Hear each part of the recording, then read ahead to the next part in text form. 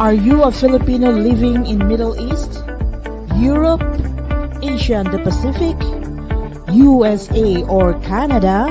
You are our story. You are our Filipinos world. The Filipinos World every Saturday 5 to 6:30 p.m. only in the Filipinos World and the Manila Times Facebook pages.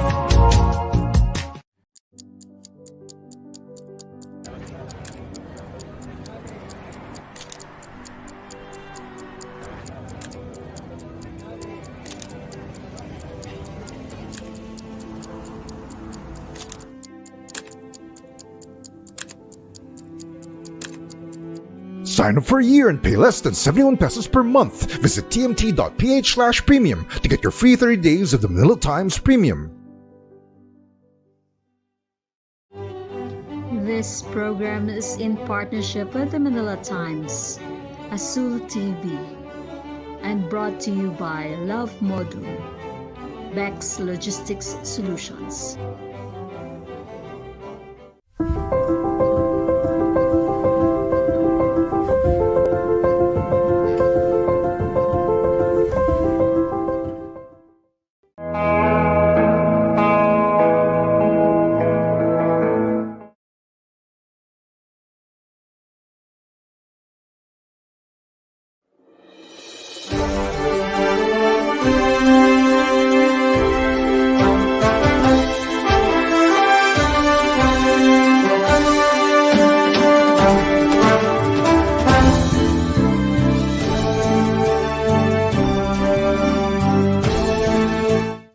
Hello, everyone.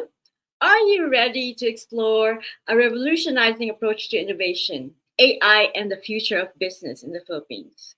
Today, we have an extraordinary guest who's at the forefront of digital transformation and innovation strategy. So, whether you're an aspiring entrepreneur, a seasoned business leader, or someone looking to understand how AI will shape our future, this episode is a must watch. So get ready to challenge your assumptions and unlock new possibilities for growth.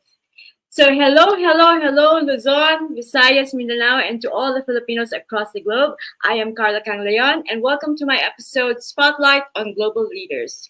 I'm all about connecting people and opportunities, and of course, as the founder of Expat Careers, Global Community, co-founder of Livestream Network Events, and your host right here on the Filipinos World. I'm thrilled to be your guide to everything exciting happening in the Philippines. So to keep you in the loop on the latest trends, let's get right into it.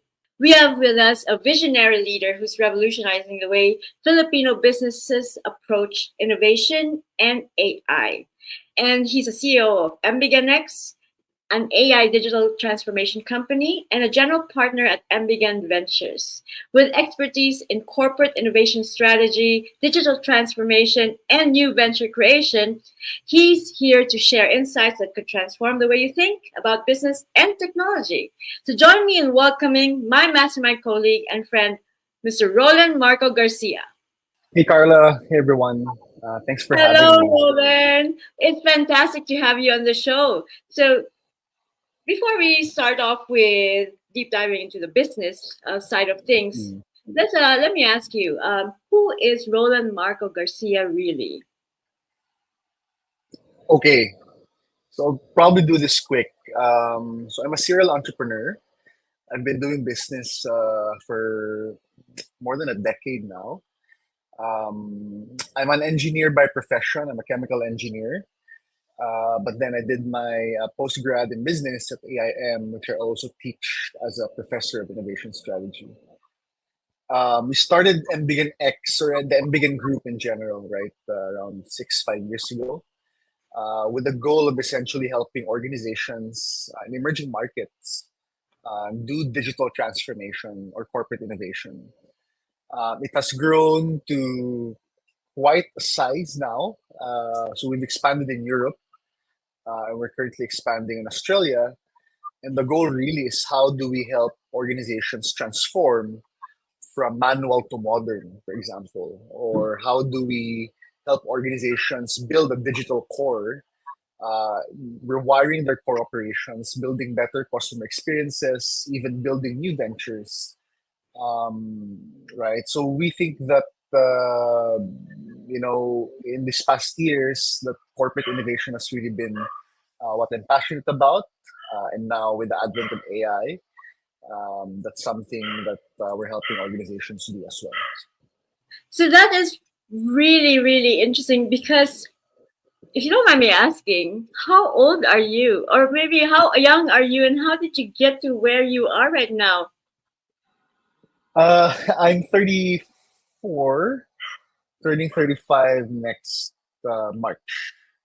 Um, yeah, I started essentially after college. I was in tech right away after I did my undergrad. Um, First job was in Singapore, and then I didn't like the corporate world, so I decided to start my first business. And this is my fourth company already. Wow, okay. So how did you go from studying biological engineering and chemistry to becoming a leader in the digital transformation? So I was always fascinated with tech. I never practiced bioengineering or chemical engineering. I did the stint in Unilab. I was a research chemist there. But then I think I like talking to people more than microbacteria. Right? Uh, so that's essentially how it started. And I wanted to kind of, I was pulled by the entrepreneurship bug, if you may. I wanted to do my own thing, wanted to build impact. Um, yeah, essentially that's how we started entrepreneurship. Yeah. Yeah, so I mean, you must have like someone who influenced you or who inspired you to do this. So, is there anyone in mind that actually triggered that aha moment in your mind and said, "Oh, okay, this is what I really want to do." Yeah, the formation, I think, with the fascination with innovation, tech started with undergrad, right? Because of all of the engineering subjects, right? The space tech, mechanical stuff, right? It really fascinated me, right? So I knew I wanted to be in the innovation space. I just didn't know what kind of company, what would I be doing in the innovation space until I was fascinated with the tech startup industry. Um, and through that, right, I realized that corporations want as well the innovative nature of startups inside their organizations. So that's how we kind of started. Okay, why can't we help these organizations bring essentially Silicon Valley within their organizations? What are essentially the strategies, methodologies, and thought processes that need to be built within large organizations for that to happen? Right? So, within large And organizations as well as the small ones who want to start up their own companies, right? So, um, because the talk now is definitely about AI and integration of AI in their businesses. So it's a buzzword we hear everywhere. So what does it really mean for businesses in the Philippines to have AI in their transformation? okay, right now, um, first two things. The first one is we are only scratching the surface of AI. The only thing right now, secondly, that's happening, or at least what's famous, is generative AI. But there are a lot of different types of AI, right? The thesis of Embiggen and why we are in this kind of business, right, is that we think that the impact of AI will not just be with the customer facing processes. We think that the impact of AI will best be seen with the guts of the operations of large organizations or small organizations. We're talking about how do you, for example, one function that's very, very manual right now, especially with medium and large companies, is the bookkeeping or treasury functions within the CFO, right? Things like how do I match the receipts to do it in Excel? And if you're a big company, you probably have like millions and millions of transactions per month, right? Using Yeah. AI, you can actually streamline that, right? That previously will take you 2 weeks to reconcile all of these transactions into your Excel sheet into Okay. probably 1 hour. How 1 hour? So let's say 2 weeks of work is what equivalent to Yeah, perhaps 1 hour. How? How do you do that? yeah. So things like, how do you do computer vision with the receipts, for example, right? So the usual very mundane things like reimbursements, the receipts, you give it to your accountant or whoever in your finance company, and they would log each receipt in the Excel. You just take a picture, the AI recognizes it, and automatically logs on to the platform. Essentially, this is one example. Imagine this at scale. One of our clients was a regional insurance companies, and they have 150,000 claims per month from hospitals. So the healthcare, right? Health plans, and 150,000 claims per month, right? That Wow. usually comes in a truckload of paper delivered to their office, and 100 people will now need to sort these stacks of paper and input it in the Excel.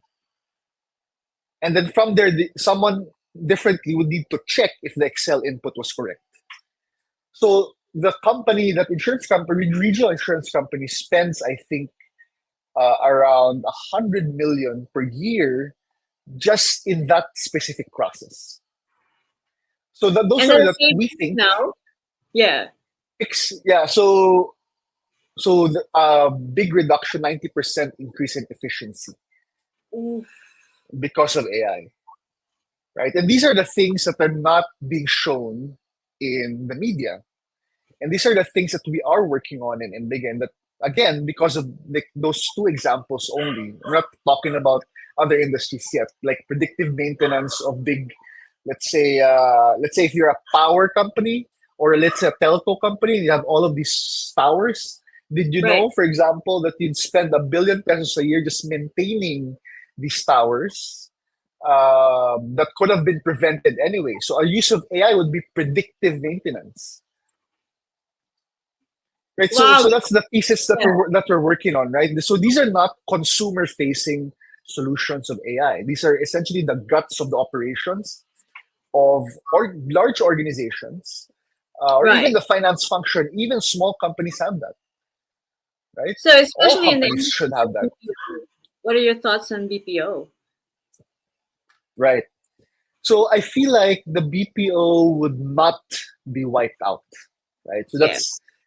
that's in my opinion, we will still need human intervention, especially with very complex customer complaints. But as we talked about, right, with Luis during that talk, right, when we were together last week, right, Mhm. we think that level one and level two, let's say, scenarios of customer service might already be tackled by AI. But let's say level three and four complexity, out of the scale of 1 to 4, would still need the human touch, right? Yes. Definitely, the BPO industry will be impacted, but it will not be wiped out because we still Isn't it need like that human I, touch. I wonder if I mean AI is supposed to be like an assistant. I mean, for us to use these AI apps, they are tools, not really to replace us, but to actually enhance how we do things in our daily lives and also with our work. So, Roland, for you personally, how do you use AI in your daily So, life or work? so that finance app that we built, right? We're trying to build finance workflows within the company. We're also trying to use it with proposal creations or basic copywriting, right? Because in Embiggen, right, we're a B2B company, we're a services company. So if you can imagine the amount of proposals that we need to create every week. So our revenue operations department or team uses AI to essentially build all of these proposals that previously would take us from 3 days to around an hour, because now you have an AI assistant, right? Second thing is I use it in my personal life. Obviously, Chat GPT, right? So things like I don't want to search Google anymore, right? I'm flying to Europe in a few weeks, so I want to know. Okay, so what's the temperature in Europe, and what should I bring? I don't even want to look at Google anymore because Chat Hmm. GPT would essentially give me the answers, right? So we also use it. Like just yesterday, we had a job posting on LinkedIn, and LinkedIn already has AI embedded. I didn't even look at build the job description anymore, or what would you be doing, and that like usually would probably take me 3 hours to craft. It Yeah. was just there magically, right, on LinkedIn. So it's just small ways of using AI. Right. Um, Is there one yeah, in my specific daily life, one? yeah. Is there one specific AI that you use every day that you cannot live without? No, I try to use all of them, all of the LLMs, right? ChatGPT, Perplexity. I'm even using this. That there's this startup called Martin. It's a Y Combinator startup. It's like if you watched Iron Man, you'd know Jarvis. Jarvis is Yeah. his AI assistant, right? So Martin is kind of like Jarvis, right? So and they're building it, right? They're still building it, but I've been talking with Martin using my phone, saying, "Hey, can you build me?" So we're going on a honeymoon, for example, December. Martin was the one who built our itinerary. And so I asked Martin, Martin, can you build me a itinerary for a 2-week trip in Vienna and Spain, for example? And he did that, right? This is crazy. So yeah, so you This should is try that crazy. startup. You should try that You know, startup. In the fact, world today, the world today. Martin can now do calls for you or craft emails. So hey, send an email to Karla about this interview, for example, right? So Martin is going to be my best friend. you should try it tonight, yeah. And the more you All use right. it, the better he becomes. Yeah. Where can I? What is it, Mart? Where do I find it? Martin, just the Yeah. App Store. It's Martin. Just that. Okay. There's one as well that I find somewhat similar. It's called Hume. Yeah. Hume.ai. And I asked, like, I had a conversation with Hume. I'll feature it in one of the shows in the future. But I would ask it about the recipe of a yogurt, garlic yogurt Yeah. recipe. Or I also asked about like some thoughts about businesses or something. Anyways, it was a conversation that was like it was like talking to a friend. Oh my God. So yeah, I think right now we are in this cusp of actually breakthroughs. A lot of breakthroughs. How we use these AI tools is up to Mm. us, and actually how Yep. we can what we can create out of these tools can be astounding. Can be blue ocean. Yep. So yeah, so all right, so let's move on. Let's shift gears now to innovation. So what Mm. strategies can Filipino companies adopt to stay competitive in as business leaders with the use of technology? Okay. So probably give you a preface of my talk in Mastermind. So I'll probably say it here first, right? So there are three levels of innovation. There are three types of innovation, essentially. So the first type of innovation is what we call efficiency innovation. So this is how do you improve your current business? This is essentially it. So we're talking about processes, we're talking about new products and services, right? The second type of innovation is called adjacent innovation. So adjacent innovation is how do you now extend your current value proposition to new markets, right? So an example of this is what Amazon did, right? So they started with books e-commerce, but they extended that value proposition to building Kindle. So it Right? was not a book, it was also not a marketplace. It was a hybrid of both in the digital world. So they extended that, right? So that's what you call adjacency innovation. The third type of innovation is called transformative innovation. This is something that is completely out of your core business, you have not done before. Amazon is also the perfect example of this. So from adjacent innovation, what they did was they built Amazon Web Services or AWS. From an e-commerce company to building a digital book kind of device to cloud computing, which was they didn't have any experience in cloud computing, right? So that's what we call level 3 innovation, or transformative innovation. So level 1, level 2, level 3. Right. So saying those premises, right? The advice always, right? Whether you're a small company, a medium-sized company, or even a conglomerate, should always be what you call an ambidextrous leader. What is ambidextrous? Ambidexterity is being able to use the right and the left, for example, right? Mm-hmm.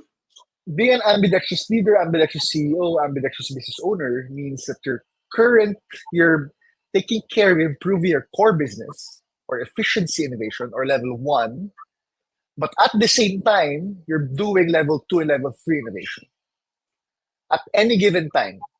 So your organization needs to be ambidextrous. You can't just focus on what you were used to already. You need to be exploring level 2, like what Amazon did with Kindle, and even level 3, what Amazon did with AWS. Yeah. Right? Yeah. Obviously, we know where Amazon is right now. The Yes. same is true for big tech companies, right? Mark Zuckerberg, for example, just released the eyeglass, right, with AI and most advanced AR VR glass in the world. Even Ray-Ban. And yeah, and their core business is social media. How does that make sense? So they're Yes. doing level 1, level 2, level 3 innovation. So you might be overwhelmed with that, right? So where do I start? I'm not Mark Zuckerberg. I'm not Jeff Bezos, right? So medium-sized companies can always look at what are their strengths that they can leverage on to build new businesses while taking care of their core business, right? So for example, if my core business was about sari-sari store distribution, Okay, right? And I let's have go a with network of yeah. yes, and I have a network, let's say 200 sari-sari stores because those are my customers, right? Let's say they deliver cotton, whatever, right, or Coca-Cola. I'm a distributor of Coca-Cola. I deliver it to those sari-sari stores, and I have connections with 200, 300 sari-sari stores in my area. Most organizations will not monetize that network.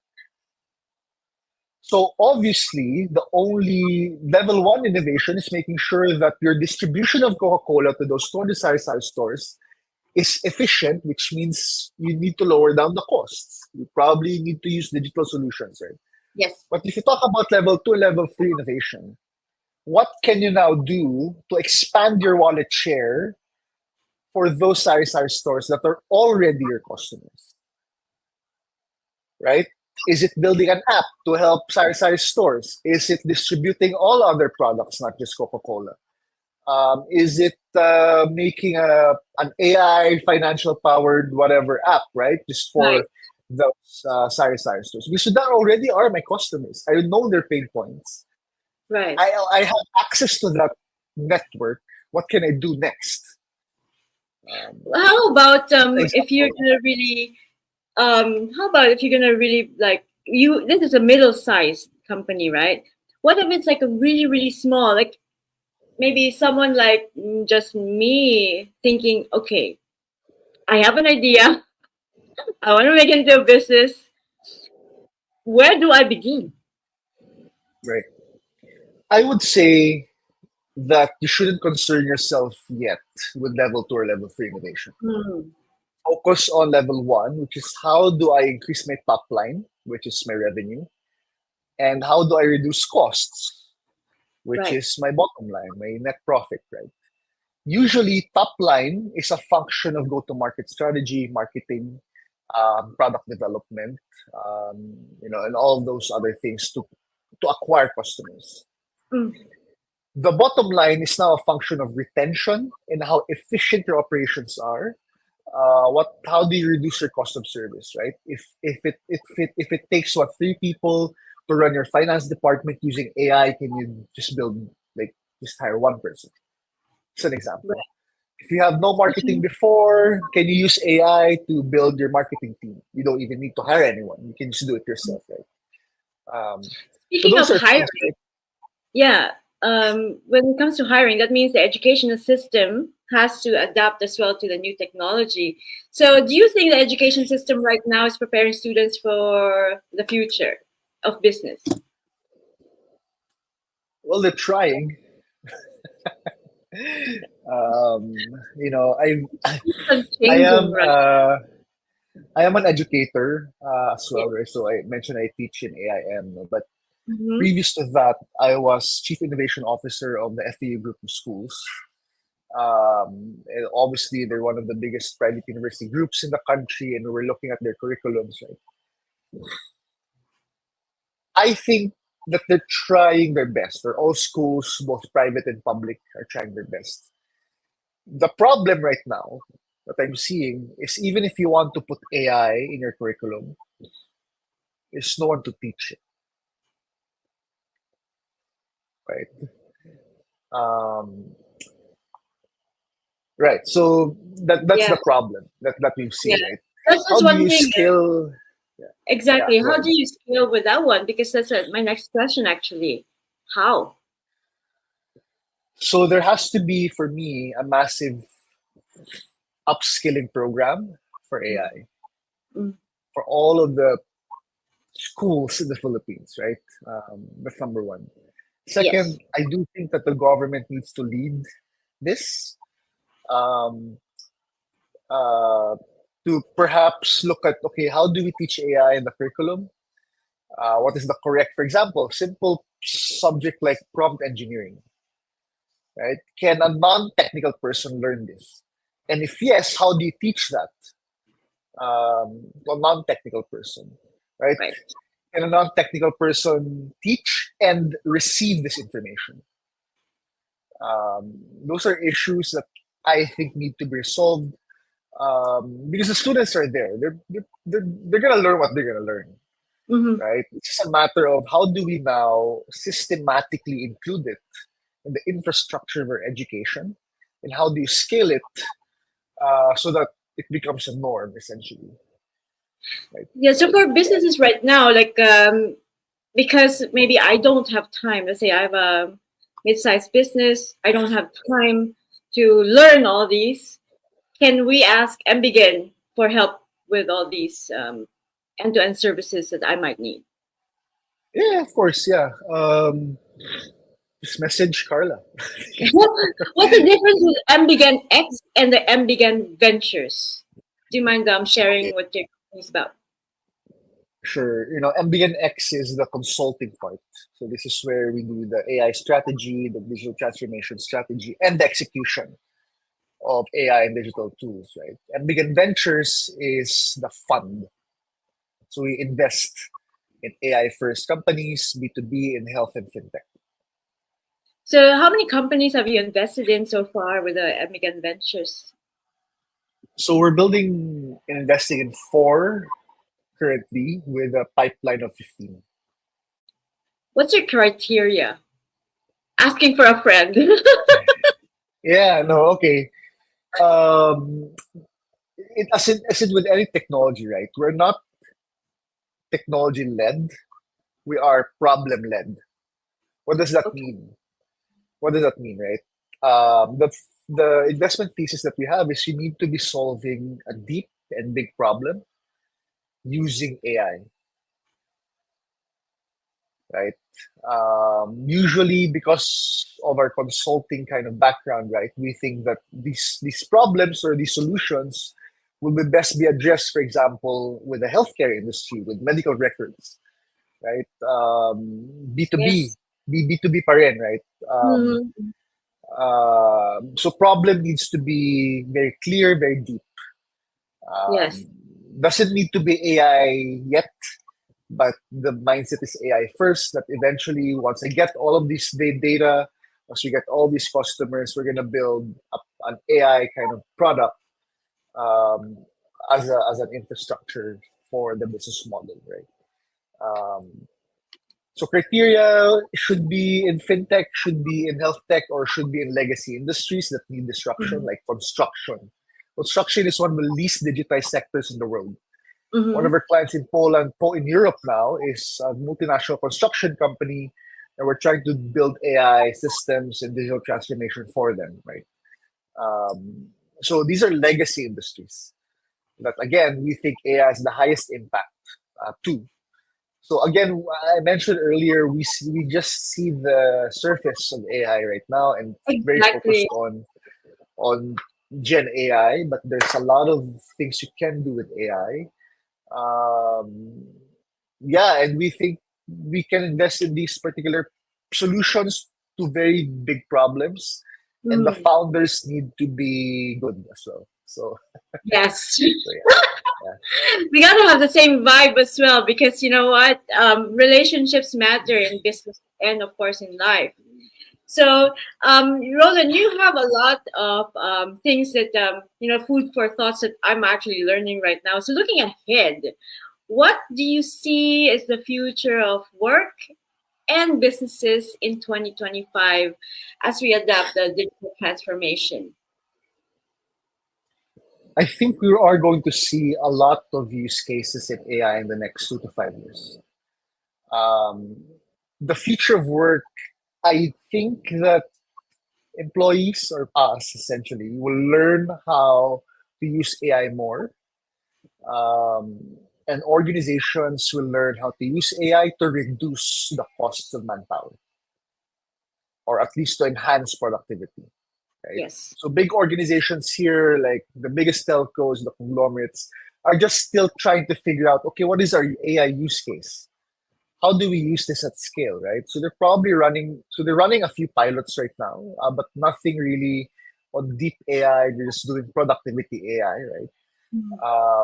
So I feel like in the next 2 to 5 years, our organizations, if implemented properly, will have more productive employees, right? And these employees now know how to use AI, and it's not afraid of AI. In fact, it complements their work more.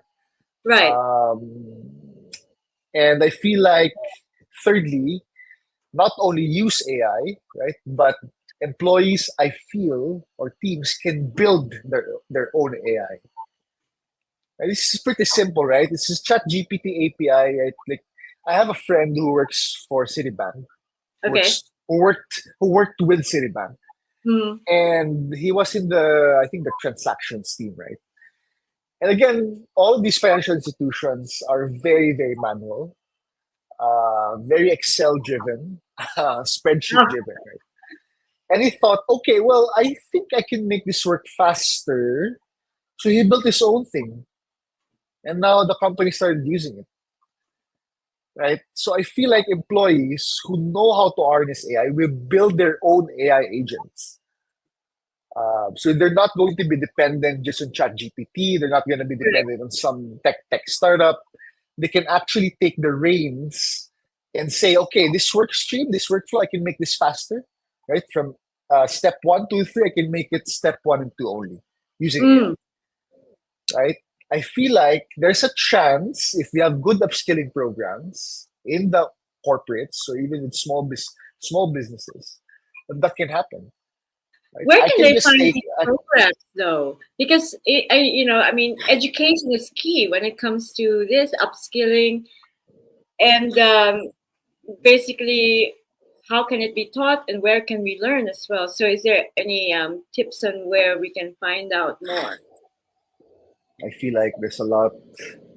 You can ask ChatGPT for AI courses, for free AI courses. No, but Um, the thing is, one thing that I noticed as well, right now when we go to YouTube or go to a lot of, like, even just search, there are a lot of responses that it's like over information. It's like information right, overload. So yes, ChatGPT and Gemini. I also use Gemini. I also use Claude. mm, My favorite would be Claude AI, and it would really definitely provide like different kinds of responses, but at the yeah, same time we have to really make sure that not all responses are accurate. So in a way it's like it's hard to like really know and really understand, like, and learn how to do this. So when you start fresh with AI, where do you begin apart from YouTube? there are small boot camps and courses, even in the Philippines, happening, right? And a few of my friends are running it. You should. I think you'll just Tell us know. more about that. What is that? You and your friends are running a boot camp. Come on, show Yeah. us. Tell us more about your AI boot camp. So Doc Ligot and Karla, which you met probably Yes. in the events, right? So they're running what we call the AI Republics.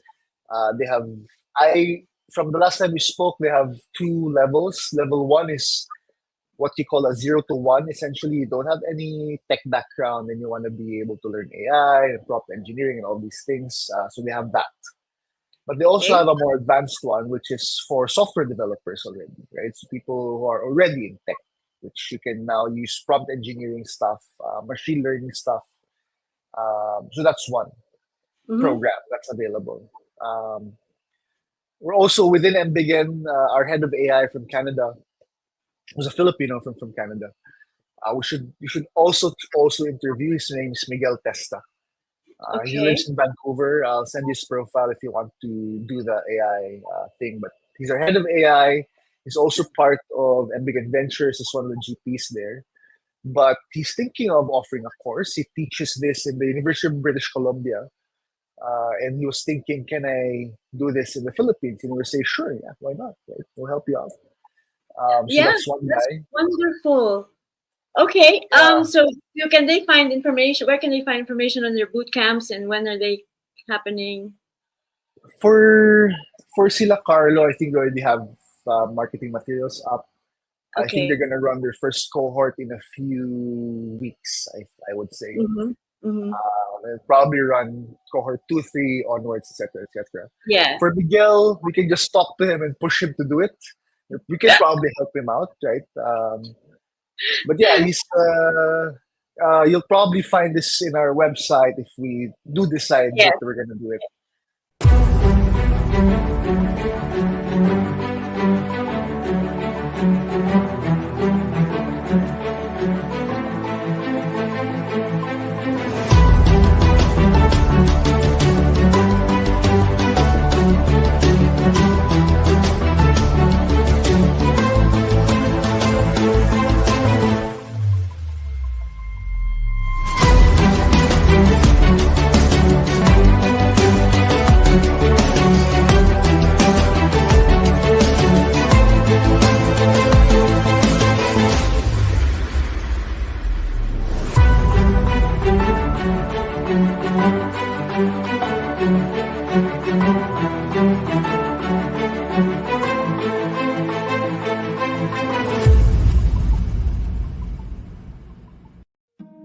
Labmodal manufactures a highly distinctive and exclusive range of interior solutions that combines functional excellence with design appeal. Solutions with integrated, innovative, ergonomic features to well-designed workplaces. Our company is based on the inherent values that shape the core of who we are. It is through our living values that we continue to fulfill the promise of our ideal and environmental design standards. Each and every groundbreaking product we've introduced over the years has been the result of our team's hard work and dedication to provide our absolute best to who we care most about, who is our customers. Whether the job is big or small, our team is used to solving complicated tasks and makes sure to get projects to successful completion. Whether it is local or global. This is why Labmodal is known as one of Europe's leading manufacturers of innovative system solutions for devices used in laboratory facilities, hospitals, and educational facilities. Solutions that can be easily adapted to the growing needs and workflows demands of the future. Labmodal, designing safety.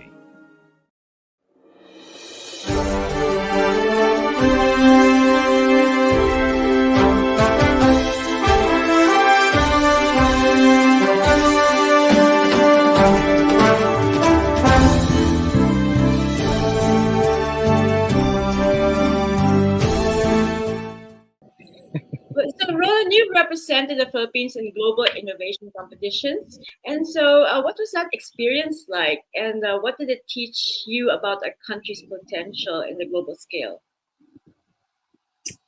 Okay, so I did this when I was in grad school. I was doing my master's in innovation. And this organization called the Global Innovation Management Institute, or GIMI, ran essentially innovation case competitions for clients. And the people who will be building these cases are the grad school students. In our case, I was representing AIM, right, when I was doing my grad school. It's funny because in the cohort, we had MIT, we had Yale, we had all of these Ivy League schools. We also have a lot of schools in India, in Canada, in Europe, right? So the University of Bologna, for example, was there, right? And every year that competition has happened, there's no year that AIM has not won. Mm-hmm. Okay. In other words, there's no year that a non-Philip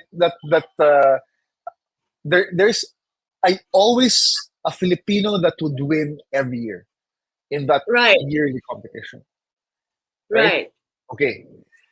So, and these are like top schools, right? So in my head, it's like we can obviously globally compete all the Mhm. time with even all these Ivy Leaguers. Right. They're just people like us, right? There's nothing Yeah. really special that we cannot also do.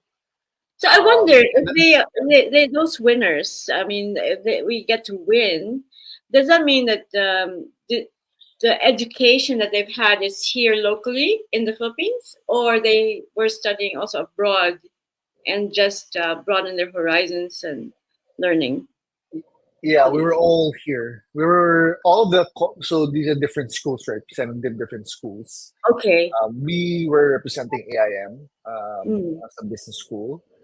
Um, and yeah, they were studying there, right? They were studying Harvard. They were studying in whatever university, Right. doing their MBA as well, or their masters. And yeah, it's a level playing field, right? For Yeah. Filipinos, whether you're Filipino, whether you're Canadian, anyone could essentially win. The second place, so we won that global competition, right? So we Wow. were first place. Congratulations. Mm-hmm. The second place was Indian. They were, and the third place was, I think, a Italian school. Yeah. Yes. Yes. No US school. Interesting. Interesting. So, I think I recently attended an AI tech competition at AIM. So, Right? I think we're one of the judges there. Um, how was the selection of the showcase? How were they for you? What are your thoughts on that? Okay. Hopefully, no one from AM is gonna watch this, but if they do, okay. I feel like um, a lot of the ideas, or most of the ideas, are in Filipino. It's hilaw pa. Okay. There needs to be a lot more kind of nuancing. Some of these startups don't know that really the problem that they're solving. I mean, they stated something, a problem they're solving, but I think that to really pinpoint a problem worth solving, it has to be very clear, and it has to be with surgical precision. A lot of those startups are solving too many problems. Secondly, a lot of those startups don't know what the root cause of the problem is, which is probably the problem that they should be solving, not the problem that they're saying. It's different. I get that. I Right? get it. Right. So, for example, this one, I asked this question for an energy startup, Okay. right? So they're trying to solve energy crisis, right? But really, when I asked the question, they were trying to solve energy distribution. Okay. The energy crisis was the PR problem. But what is the underlying problem there? It's the distribution of power. Mm. So I only understood when I asked it, right? So the real problem they're solving is not just even the distribution, it's the expensive distribution of energy or electricity. Yeah. So that was the problem that they're solving. So what's the problem with that, right? 1, 2, 3, 4, 5. That should have been, and they within the 5 of that main price distribution issue with electricity, they need to pick one out of the 5, just one. You cannot be Um, solving a lot of problems. So, that's exactly it. Because I also do event management, and I don't really want to say we do end to end because I want to focus on something that we really do best, and right. actually allocate and designate our partners as well to do what they do best. So Mm. it's the end to end solution doesn't sit well with me somehow. Yeah. So let's say if someone pitches to you something that solves so many problems, does that mean they don't get to solve any problems? Yes. You're exactly Right? right. Right? That also means that they don't understand the problem good enough. If you don't understand the problem good enough, you also want to build a solution good enough, right? So, Exactly. And there's a lot of thought into this. So I'm thinking if we can invite you in a master class at some point and how to really pinpoint, identify, and I hope you do say yes, because like for people, maybe people like me, not regular people like me who would like to, okay, wow, this could be a good business, right? But somehow, what problem are you solving and who are you helping?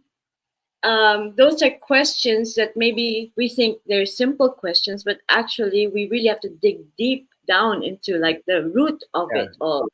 And it's hard. somehow I really am so I'm gonna beg you for another show about this, just this in particular, because there's so many things that I wanna learn more from you. So let's do a closing for this one. So what's next for Roland Marco Garcia in 2025 and beyond? I mentioned that we're expanding Europe and Australia. Mhm. Hopefully that pans out.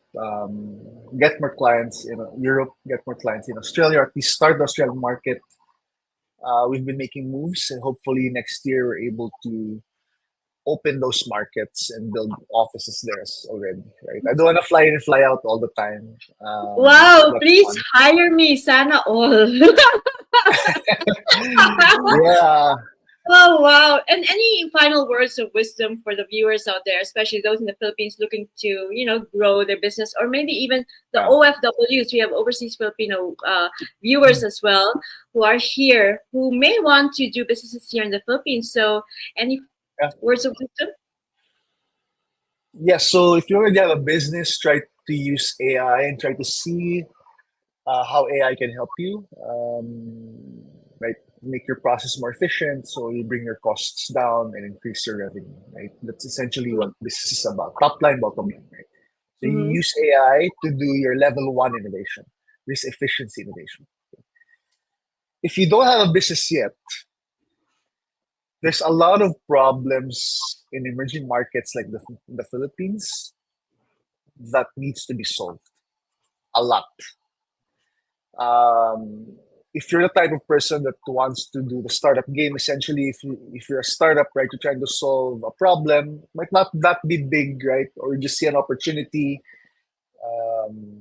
You look at high growth sectors. I feel real estate is high growth. Tech is obviously high growth. AI is high growth.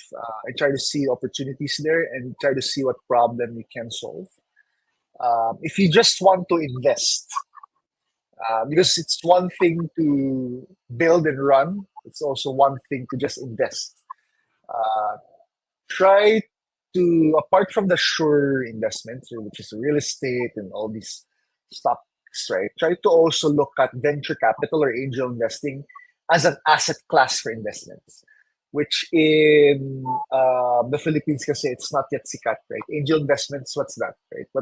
How do I invest in tech? I have some money, but I don't know how to invest there. right? Right. Because we are all used to investing in real estate, in stocks, and all the traditional investment asset classes.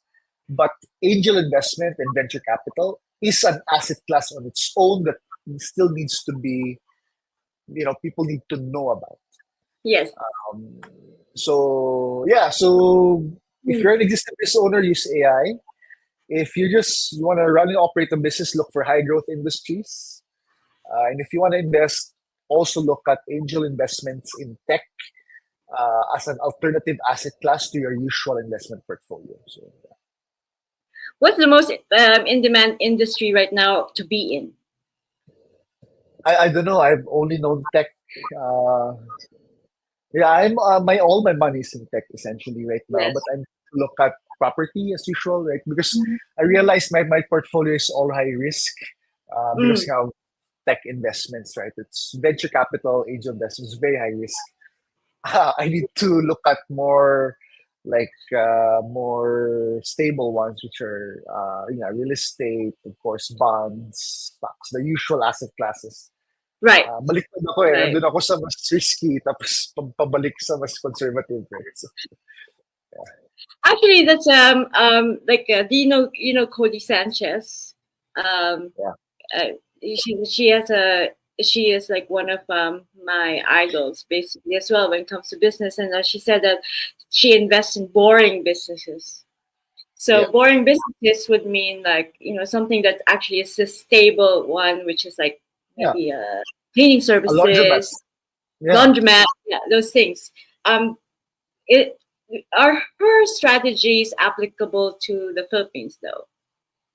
Yes. Not yes. So part of the venture capital asset class is what Cody is doing, which is source funds. What source funds are essentially taking mature businesses, usually the boring traditional ones, and growing it and flipping it. We can talk about that sometime. Yes. That's one of the Actually, things we're trying to do. That's definitely something that I would love to discuss with you. And of course, this is an incredible conversation with my mastermind colleague and friend, Rolan Marco Garcia. And of course, maraming salamat, Roland, for sharing your valuable Thank you. insights, and of course, time and wisdom with us. Such an honor to have you. And to our viewers, remember, the Filipinos World is your platform. We're here to celebrate your achievements, connect you with opportunities, and of course, get you inspired. So remember that the greatest asset is your ability to adapt and grow. And whether you're an OFW dreaming of starting a business back home or wherever you are, or an aspiring entrepreneur with a big idea or a corporate leader looking to drive innovation, the principles we've discussed today can help you break through to new levels of success. And of course, Roland, thank you. And I would like also to thank our Mafe Management Consultancy in partnership with the Manila Times in collaboration with Azul TV, brought to you by Lab Module and Bayanihan Express. And of course, we have our friends' products right here who I use. Tiff, hello, from One Earth Organics, and Ancient and Brave and Collagen, Bee Coffee, and of course, why I exercise every week would be with Next Gen Fitness. And of course, don't forget to follow us on Facebook, YouTube, LinkedIn for more inspiring content. And if you found value in today's episode, please share it with your friends and colleagues who might benefit from these insights. And so, till next time, join me at Spotlight on Global Leaders here at the Filipinos World. This is Karla Kangleon, reminding you that the power to shape your future is in your hands. Mabuhay ang Pilipinas. Paalam.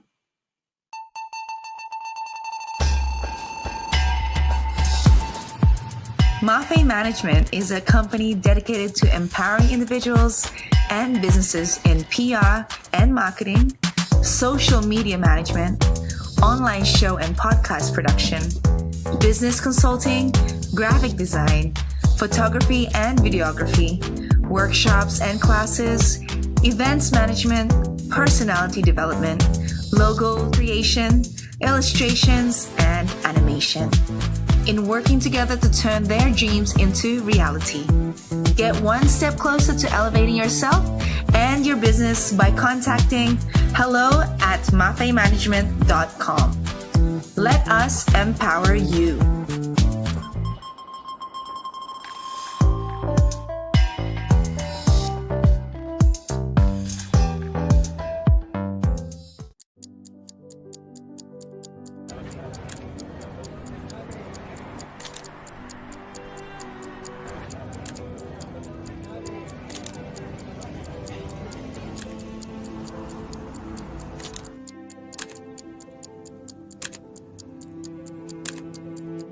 Sign up for a year and pay less than 71 pesos per month. Visit tmt.ph/premium to get your free 30 days of the Manila Times Premium.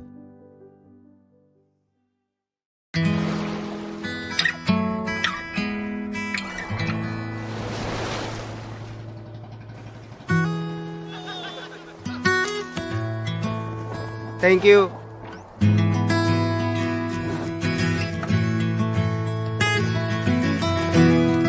Thank you.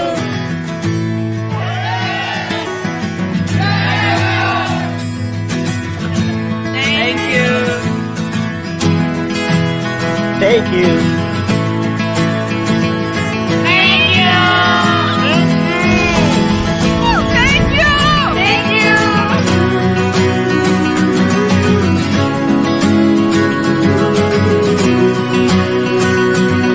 Thank you so much.